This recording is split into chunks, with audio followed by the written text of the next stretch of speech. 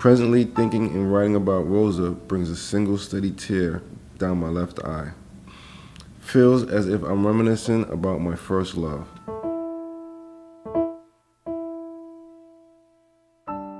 It's been 14 years since I last saw your aging face, hardened by the cold winters spent in New York and the sunshine in California and Florida.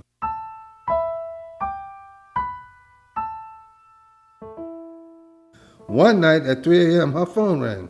I wondered, who could that be? My sister's bedroom door opened and she said, "Reginald, pick up the phone."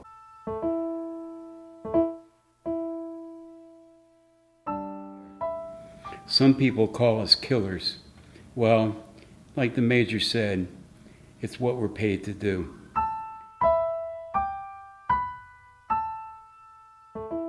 Jericho Project is an agency that has been around nearly 35 years now. It's a nationally acclaimed organization that has been working for that amount of time in ending and preventing homelessness in New York City.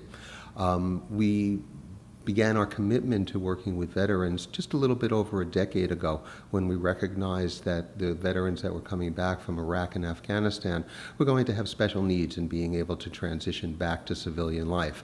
The reason that I think that the Veterans Writing Workshop works so very well within the context of our settings and for our veterans is because it creates something that's special and unique and not something that they're typically used to. I've talked about being a writer and always saying I wanted to be a writer since I was a kid. But I was always like all talk and no action. Actually sitting down and writing was always like, do it tomorrow or something like that, and never got around to it. And when I did, it was like, this isn't any good, I just didn't have discipline. Well, I actually started writing stories around the 6th grade. I was in elementary school. Mr. Jason, the teacher I wrote about in one of the stories, he was really instrumental in getting us to put our ideas, our thoughts on paper. And that's what made me want to write. And after reading a lot of the children's stories, I said, well, I can do that. And so, I've always had an interest in writing. But I was invited to the class, and I thought it was interesting. I was very open to see what it would be like and what I would learn, and that may be why I was extremely shy at the beginning, because I was just doing something. I never really wanted to write or thought I could write. Well, for me, it's just, a way for me to get my stories out there, things that have been going on in my head for years that I never took the time to write. And now it's coming out of me more here, and I think it really brings the best out of me in my writing. Yeah, I had my first meeting with my case manager, and she said, "What are your goals?" And I said, "Well, I've been threatening since forever that one day I'm going to write a book." And she said, "Well, we have a veterans writing workshop here, and in fact, it starts next week. Why don't you join?" And I said, all right, it sounds like a good idea. And ever since I joined the group, I'm writing. I think it was surprising to me how much I liked it. It was very laid back, very freeing. I was definitely surprised at the, like when I read stuff, whatever the reaction, because I never thought of it as, quality or good. I just felt, I was just writing down, how I felt.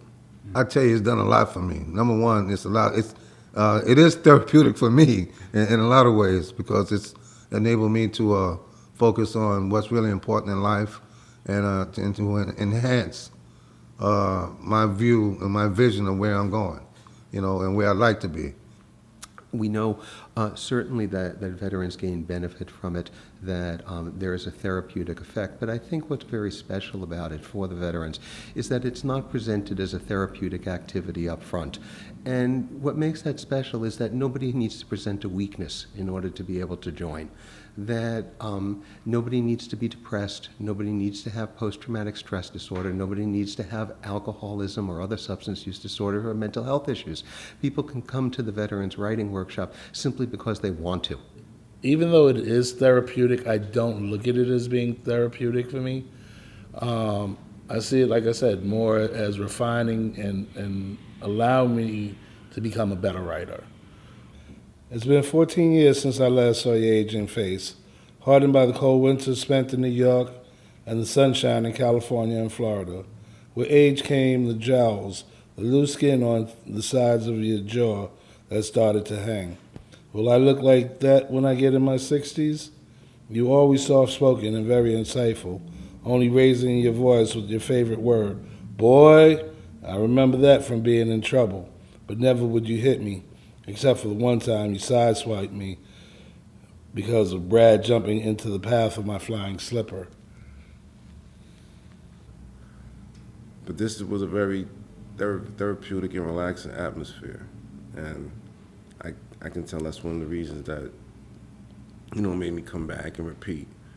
But it was very therapeutic. It was very freeing, and especially when you get to tell some stories that mean a lot to you, some stories, some things may have happened, may have hurt you, some things that may have made you who you are, and when you're able to express that, it is very therapeutic.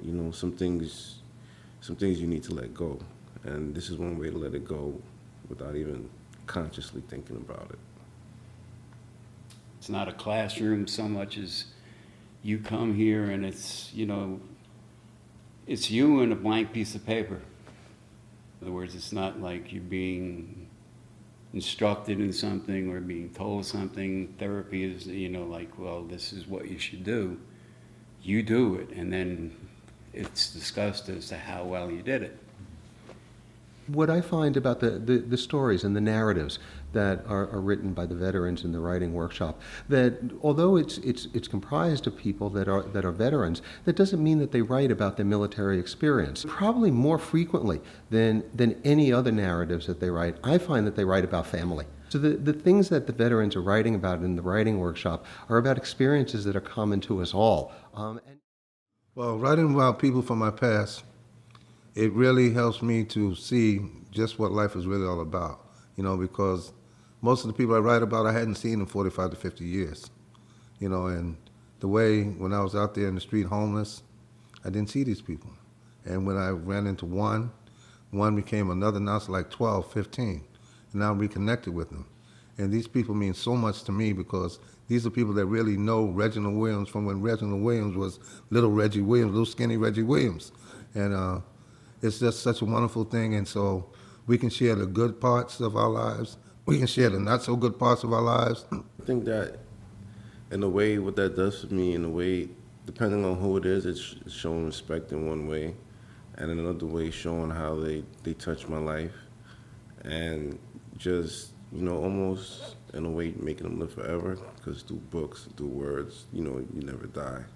So I thought about that when I did this one piece, Rose, and I was like, how could I make, my grandmother live forever? And that's what I thought about putting in a book. March 20th, 2015. On my hands and knees, scrubbing my white toilet like a slave. Suddenly my mind thinks about Rosa. Thank God for you, Rosa. See, she's the one who taught me how to clean my bathrooms immaculately. 3 days ago, while sitting in my favorite psych ward at the Bronx VA, the Rosa flashbacks began. Presently, thinking and writing about Rosa brings a single steady tear down my left eye. Feels as if I'm reminiscing about my first love. No, actually Rosa was my second love, but definitely the most influential person I ever knew. She patiently taught me just about everything dealing with real life. Also, with her being older than me, she always viewed the world in a more mature way. The more veterans speak out and let civilians know what we went through, and some have gone through a lot more than others, the understanding will get better. You understand? Because a lot of people think that everybody who's a veteran goes to a war and fights. Everybody doesn't be placed in a combat zone. That's a fact. But I do know that veterans and civilians, we have to coexist together. And civilians must understand when veterans who do come from a combat zone, they got to understand they're making a transition back into a civilized society, something they may not have seen for 3, 4, 5, 6, 7 years. And so they have to be understanding of that. Sometimes, in other words, a lot of people have opinions about, people that have been in war, but those people who usually have the opinions have never been in war themselves. Listen, you may think what we do is horrible, but if you were in the same situation, what would you do? So in that respect, I hope that maybe people who read any of our stuff get an idea that, we're human beings just like anybody else. This is what war is. Blood and body parts. That's what it is. Blood and body parts. It's always been like that. People see those old movies and think that when somebody gets shot, they clutch their chests, maybe stagger a little bit, and fall down. Not so. Blood and body parts. People get blown out of their shoes. Innards take a leave of absence. A stench of old pennies in the air. Some people call us killers. Well, like the Major said, it's what we're paid to do. Some people get smug in their own morality because it's never been tested. How can you do those things, they say? They have no idea.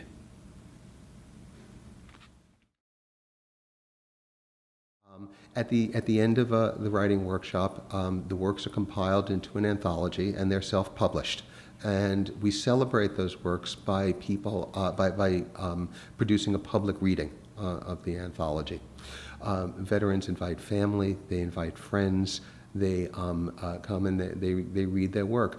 There are those that approach it with trepidation, and then there are those that, with gusto that just kind of jump right into it. But every single one of them is celebrated.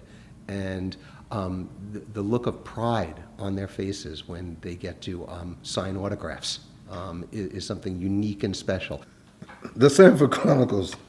After graduating from a drug program in St. Albans, Queens, I relocated to Stroudsburg, Pennsylvania, having earned a medical assistant diploma and National Phlebotomy Association certification. So in hopes of getting a fresh start in the area of healthcare and also to help care for my aging parents, I moved into my younger sister Elaine's home. Now, Elaine commuted several times a week to New York and went to bed extremely early because she generally left at 4:30 or 5 a.m.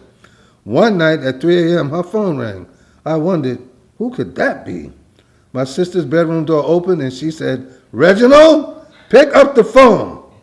If her voice was a machete, I would have been headless. I said, "Hello?" Then the voice on the other end said, "Yo, yo, yo, Reg, turn the TV land. Fred is doing the tiptoe burglar walk." Needless to say, I almost became homeless again. Larry and I laughed so hard when I told him that Elaine put me on serious GI, TV restriction, and ultimately I had to get a cell phone. Good old Fred Sanford. Well, I mean, I just enjoy coming to the writing workshop. Again, there's like a camaraderie because we have a base of people that continuously come. From our first workshop here, it's been like a core group that you've had for every book, from day one. I love this program. I'm going to keep in this veteran writing workshop because I want to go further.